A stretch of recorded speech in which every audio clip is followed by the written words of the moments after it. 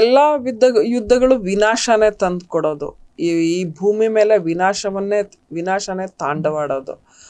ಆದರೆ ಕೆಲವು ಪರಿಣಾಮಗಳಂತೂ ಇದ್ದೇ ಇರುತ್ತೆ. ಏನು ಅಂತ ಹೇಳಿದ್ರೆ, ಇವಾಗ ನಾವು ಇದು ಒಂದು ಸೂಕ್ತ ಸಂದರ್ಭ ನಮಗೆ. ನಾವು ತೈಲ ಮತ್ತು ಅನಿಲದ ಒಂದು ಈ ನ್ಯಾಚುರಲ್ ರಿಸೋರ್ಸ್ ಏನಿದೆ ಅಂತ ಹೇಳಿದ್ರೆ, ನವೀಕರಿಸಲಾಗದ ಇಂಧನ ಏನಿದೆ ಅದನ್ನು ಬಿಟ್ಟು ನಾವು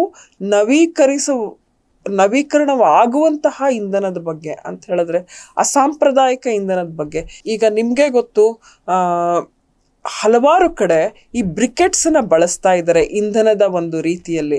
ಅಂತ ಹೇಳಿದ್ರೆ, ಈ ಕಡಲೆ ಹೊಟ್ಟು, ಆಮೇಲೆ ಈ ಭತ್ತದ ಹೊಟ್ಟು, ಈ ತರಹ ಈ ತರಕಾರಿಯ ಸಿಪ್ಪೆಗಳು, ಇವನ್ನೆಲ್ಲ ಹಾಕಿ ನಾವು ಈ ಸೆಗಣಿದು ಬೆರಣಿ ಮಾಡ್ತಾ ಇದ್ವಿ.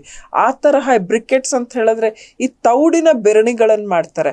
ಅದನ್ನು ತೆಗೆದು ಒಲೆಗಳಲ್ಲಿ ಹಾಕಿ ಉರಿಸಿ ಇಂಧನ ಉತ್ಪಾದನೆ ಮಾಡ್ತಾರೆ. ಆ ತರಹದ ಒಂದು ಕಾನ್ಸೆಪ್ಟ್ನಲ್ಲಿ ಈಗ ಒಲೆಗಳು ನಡೀತಾ ಇದೆ. ಹಾಗೆಯೇ ಎಥನಾಲ್, ಇವಾಗ ಎಲ್ಲ ಶುಗರ್ ಫ್ಯಾಕ್ಟ್ರಿ ಓನರ್ಗಳೆಲ್ಲ ಈಗ ಎಥನಾಲ್ ಇವಾಗ ಎಲ್ರಿಗೂ ಕಂಪಲ್ಸರಿ ಇದೆ.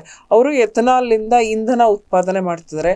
ಅದರಿಂದ ಇವಾಗ ಸ್ಟವ್ಗಳನ್ನು ಅಂದರೆ ಅಡುಗೆ ಮನೆ ಸ್ಟವ್ಗಳನ್ನ ನಾವು ಉರಿಸ್ಬಹುದು ಅಂತ ಹೇಳ್ಬಿಟ್ಟು ಅದನ್ನು ಕೂಡ ಕೊಟ್ಟಿದ್ದಾರೆ, ಒಂದು ಪ್ರಪೋಸಲ್ ಕೊಟ್ಟಿದ್ದಾರೆ.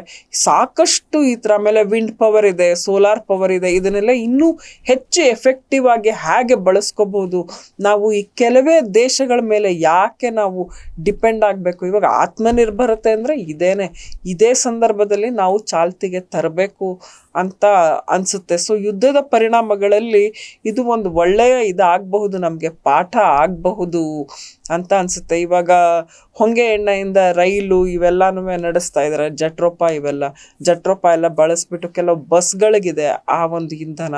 ಅದನ್ನೆಲ್ಲ ಇನ್ನೂ ದೊಡ್ಡ ಪ್ರಮಾಣದಲ್ಲಿ ಜೈವಿಕ ಒಂದು ಇಂಧನವನ್ನು ನಾವು ಬಳಸೋದಕ್ಕೆ ಇದು ಹೈ ಟೈಮ್ ಅಂತ ಅನಿಸುತ್ತೆ.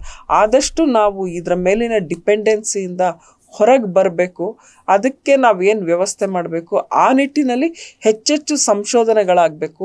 ಸರ್ಕಾರ ಮತ್ತು ಖಾಸಗಿ ವಲಯ ಎರಡರಲ್ಲೂ ಇದು ನಡಿಬೇಕು ಅಂತ ಅನಿಸುತ್ತೆ. ಈ ಬ್ರಿಕೆಟ್ಸ್ ಬಗ್ಗೆ ನಾವು ಪ್ರಸ್ತಾಪ ಮಾಡುವಾಗ ಅದಮ್ಯ ಚೇತನ ಬಗ್ಗೆ ಹೇಳಲೇಬೇಕು. ಪ್ರತಿನಿತ್ಯ ಲಕ್ಷಾಂತರ ಮಂದಿಗೆ ಊಟವನ್ನು ಉಣಿಸ್ತಾ ಇರುವಂತಹ ಅನ್ನಪೂರ್ಣ ಏನು ಕಿಚನ್ ಅವ್ರದ್ದೇನಿದೆ, ಅದಮ್ಯ ಚೇತನದವ್ರದ್ದು, ಅದರಲ್ಲಿ ಬ್ರಿಕೆಟ್ಸನ್ನು ಬಳಸಿನೇ ಅಂತ ಹೇಳಿದ್ರೆ, ಇಲ್ಲ ಅಂತ ಹೇಳಿದ್ರೆ ಅವರಿಗೆ ಇಲ್ಲ ಅಂದರೂ ಹತ್ರ ಒಂದು 150 LPG ಸಿಲಿಂಡರ್ ಬೇಕಾಗಬಹುದು ಒಂದು ದಿನಕ್ಕೆ ಅಂತ ಅವ್ರು ಅಂದಾಜು ಮಾಡಿದ್ರಂತೆ. ಸೊ ಆ ಒಂದು LPG ಮೇಲೆ, ಯಾಕೆಂದರೆ ಇದು ನವೀಕರಿಸಲಾಗದ ಇಂಧನ ಅಂತ ಹೇಳಿಬಿಟ್ಟು ಅವರು ಅದರಿಂದ ನಾವು ಹೊರಗೆ ಬರಬೇಕು ಅಂತ ಹೇಳಿ ಅವರು ಈ ಅಸಾಂಪ್ರದಾಯಿಕ ಅಥವಾ ನವೀಕೃತವಾಗುವಂತಹ ಇಂಧನ ಇದೇನೆಂದರೆ ಬಯೋವೇಸ್ಟ್, ಇದರಿಂದ ನಾವು ತಗೋಬಹುದು ಅಂತ ಹೇಳಿಬಿಟ್ಟು ಅವರು ಬ್ರಿಕೆಟ್ಸನ್ನು ಬಳಸಿ ಪ್ರತಿನಿತ್ಯ ಅಡುಗೆ ಮಾಡ್ತಾರೆ. ಅವ್ರಿಗೆ ಯಾವ ಬಿಸಿಯೂ ತಟ್ಟಲ್ಲ. ಇವಾಗ ಈ ಥರ ಬಹುಶಃ ನಮ್ಮ ಹೋಟೆಲ್ಗಳು ಅಂತ ಹೇಳಿದಾಗ ನೆನಪಾಯಿತು, ಬಹಳಷ್ಟು ಹೋಟೆಲ್ಗಳಲ್ಲಿ ಎಲೆಕ್ಟ್ರಿಕ್ಕಿಂದ ನಡೆಯುವಂಥ, ಅಂದರೆ ವಿದ್ಯುತ್ ಚಾಲಿತ ಹಲವಾರು ಬಾಯ್ಲರ್ಗಳು ಅಂತ ಹೇಳಿದ್ರೆ, ಇಡ್ಲಿ ಬೇಯಿಸೋದಿರಬಹುದು, ಅನ್ನ ಮಾಡೋದಿರ್ಬೋದು, ಇವೆಲ್ಲನೂ ಎಲೆಕ್ಟ್ರಿಸಿಟಿಯಿಂದ ನಡೆಯುತ್ತೆ. ಬಹುಶಃ ಸಣ್ಣ ಪುಟ್ಟ ಹೋಟೆಲ್ಗಳಿಗೆ ಇದು ಎಲೆಕ್ಟ್ರಿಸಿಟಿ ಬಿಲ್ ಜಾಸ್ತಿ ಬರಬಹುದು ಅಂತ ಹೇಳಿಬಿಟ್ಟು ಅವರು ಅದು ವಯಬಲ್ ಅಲ್ಲ ಅಂತ ಅವರು ಗ್ಯಾಸ್ಗಳಿಗೆ ಇದು ಮಾಡಿರ್ಬೋದು.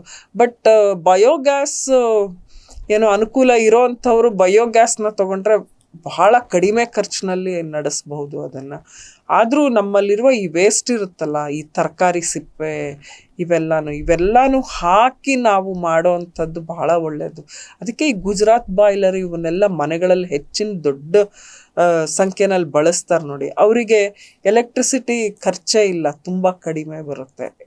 ಸೊ ನಾವು ಇದನ್ನೆಲ್ಲ ಗಮನಿಸಿದಾಗ ಇಂಥದ್ದನ್ನೆಲ್ಲ ಪರಿಸರ ಸ್ನೇಹಿ ಒಂದು ನಮ್ಮ ಜೀವನ ಶೈಲಿಯನ್ನು ಅಳವಡಿಸ್ಕೊಂಡ್ರೆ ನಾವು ಬೇರೆ ಯಾವುದೇ ದೇಶದ ಮೇಲೆ ಡಿಪೆಂಡ್ ಆಗಬೇಕಾಗಿಲ್ಲ ಅಂತ